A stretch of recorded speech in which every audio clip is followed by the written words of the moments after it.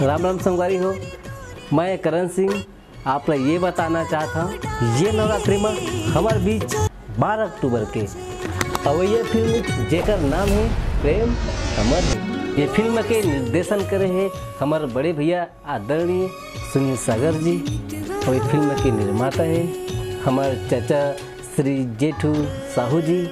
और ये फिल्म में बहुत ही बेहतरीन तरीक़े से कैमरा चलाए हैं हमारे वासु भाई और ये फिल्म के एडिटिंग मिक्सिंग करे हमारे दरस विश्वकर्मा जी।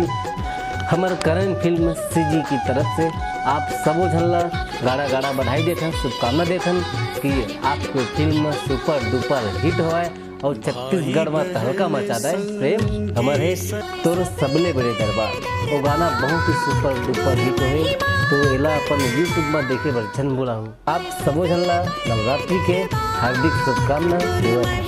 जय जवान।